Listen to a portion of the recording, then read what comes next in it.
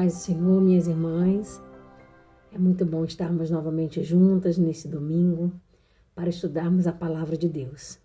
Eu estou assim um pouco debilitada, peguei uma gripe, uma virose, nada assim muito grave, eu não tive febre, não tive perda de olfato nem de paladar, mas tosse, uma coriza e a garganta também arranhando muito. Eu vou tentar aqui compartilhar com as irmãs aí na medida do possível o aprendizado aí da nossa lição número 4, da nossa revista deste trimestre, que é sobre o estudo do livro de Levítico. Vamos orar ao Senhor? Deus, muito obrigada, Senhor, nessa manhã tão especial, Pai, que Tu nos concede, Senhor Deus, estarmos estudando a Tua palavra. Espírito Santo, dá clareza ao nosso coração e afasta todo entendimento contrário à Tua vontade, Senhor. Pai, ilumina-nos e ensina-nos nos Teus caminhos, Pai, a olhar para Ti e a sermos mais parecidas com Cristo a cada dia. Ensina-nos a servir bem e compreender a função, Senhor, do nosso serviço. Uma função social, Pai, de ajudar o próximo, de abençoar aqueles que nos rodeiam. Fica conosco nessa manhã, abençoa cada um dos Teus filhos, das Tuas filhas que vão à EBD, Senhor, a escola dominical, a aprender de Ti. Muito obrigada, Pai, em nome de Jesus eu te agradeço. Amém. Então vamos agora passar a leitura do nosso texto bíblico em classe. A leitura de hoje se encontra no livro de Levítico, capítulo 13. Nós vamos ler os versículos de 1 a 6. Diz assim a palavra do Senhor. Falou mais o Senhor a Moisés e a Arão, dizendo: O homem, quando na pele da sua carne houver inchação, ou pústula, ou empola branca, que estiver na pele de sua carne como praga de lepra, então será levado a Arão, o sacerdote, ou a um de seus filhos, os sacerdotes. E o sacerdote examinará a praga na pele da carne. Se o pelo na praga se tornou branco, e a praga parecer mais profunda do que a pele da sua carne, praga da lepra é. O sacerdote, vendo-o, o declarará imundo. Mas se a empola na pele de sua carne for branca, e não parecer mais profunda do que a pele, e o pelo não se tornou branco, então o sacerdote encerrará o que tem a praga por 7 dias. E ao 7º dia o sacerdote o examinará. E eis que, se a praga, ao seu parecer, parou, e a praga na pele se não estendeu, então o sacerdote o encerrará por outros 7 dias. E o sacerdote, ao 7º dia, o examinará outra vez. E eis que, se a praga se recolheu e a praga na pele se não estendeu, então o sacerdote o declarará limpo. Apostema é, e lavará as suas vestes e será limpo.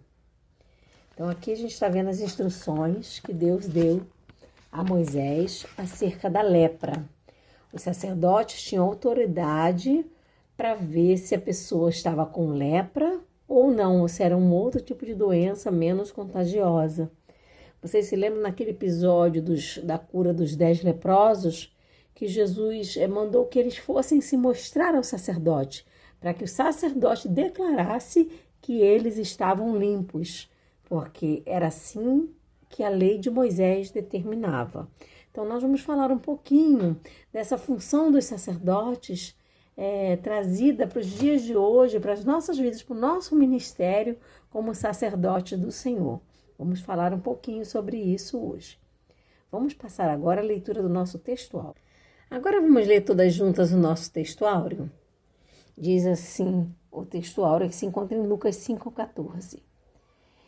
E Jesus ordenou-lhe que a ninguém o dissesse, mas disse-lhe: Vai, mostra-te ao sacerdote e oferece pela tua purificação o que Moisés determinou, para que lhe sirva de testemunho.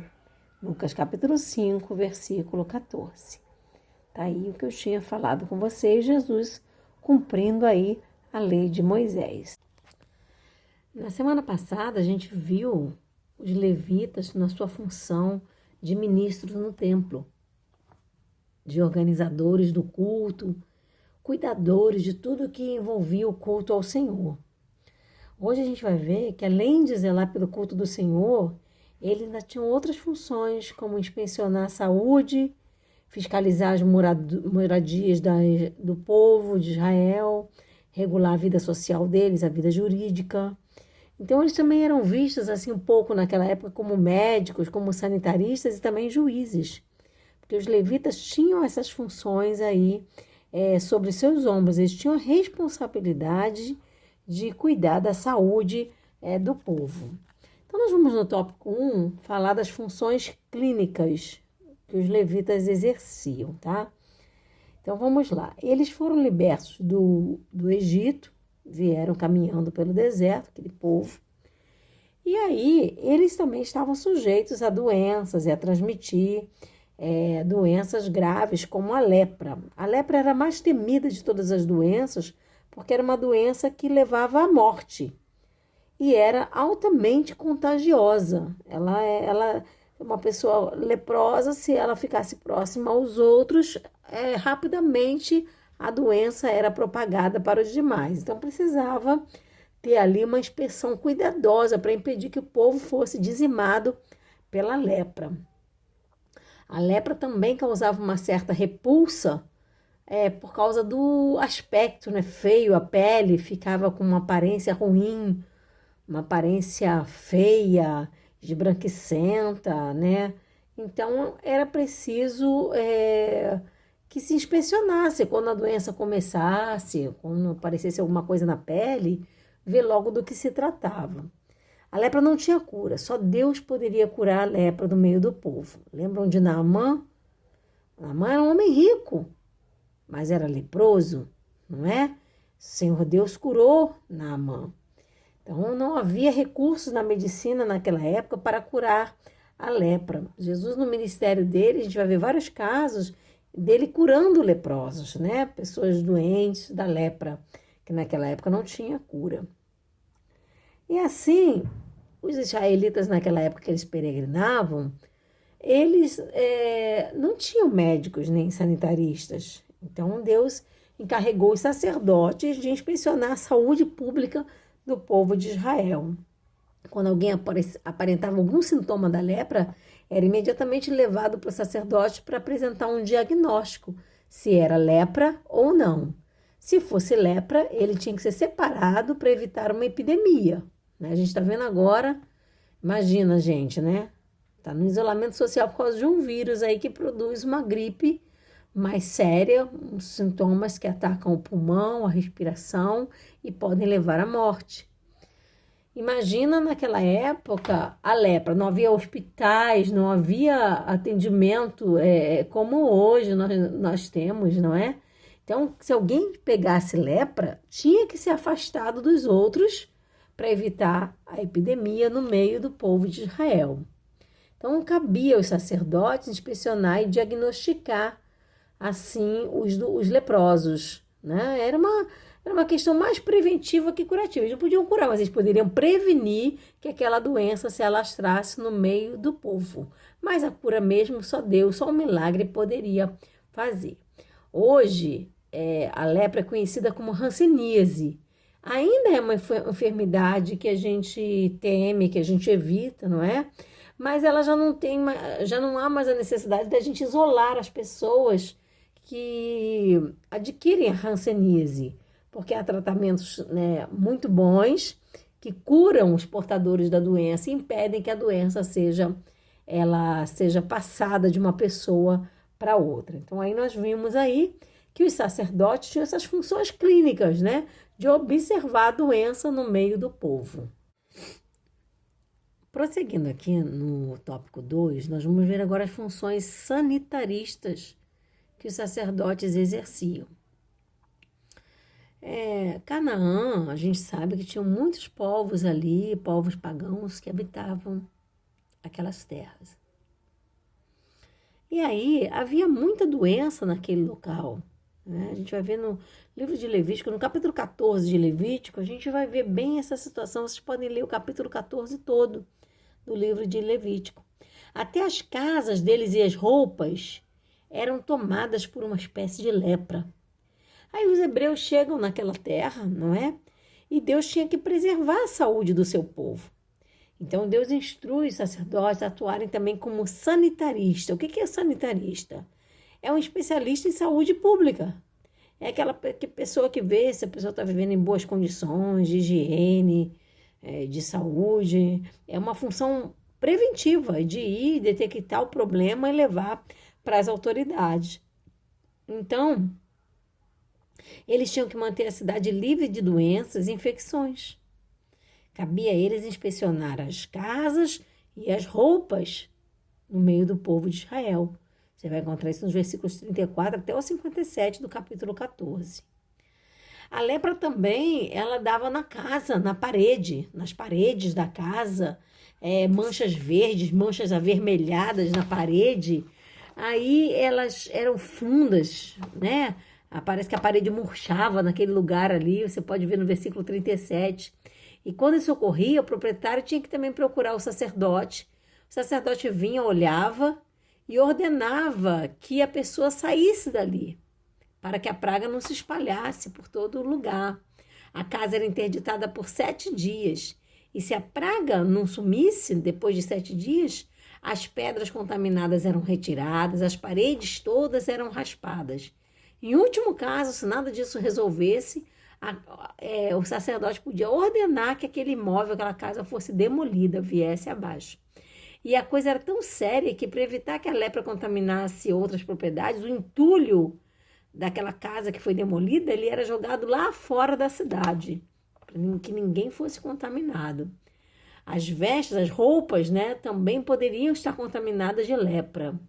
Gente, a gente vê, né, a gente acha que isso aqui é um pouco absurdo, mas veja bem hoje, né, a gente às vezes chega da rua, fica na rua só por causa desse vírus que a gente nem vê, nem ataca a nossa pele, a gente nem tem uma noção real disso. A gente chega em casa, quer tirar aquela roupa, quer higienizar o sapato, quer botar a roupa para lavar, não veste a mesma roupa, não guarda mais no armário. Olha só, imagina uma questão tão séria como a lepra. Então a roupa, ela também era levada ao sacerdote porque ela tinha mofos, né, fungos da lepra e que também faziam mal à saúde. E se a praga não saísse da roupa, depois dos primeiros procedimentos, as roupas tinham que ser queimadas para evitar que a doença fosse passada de um para o outro. Então Deus, ele falou muitas vezes com os israelitas sobre a praga da lepra, porque essa doença, a lepra, ela abria a porta para outras enfermidades e moléstias, porque o corpo ficava mais vulnerável, né? Em Deuteronômio 24:8, vocês podem confirmar isso. Então a lepra tornou-se, por esse motivo, a lepra tornou-se um dos principais motivos de comparação, né, com o pecado. A lepra se tornou um símbolo, um grande símbolo do pecado. Então, espiritualmente, a lepra é pecado, né? A gente fala de pecado. O profeta Isaías começa o seu livro trazendo exortações para a nação de Israel.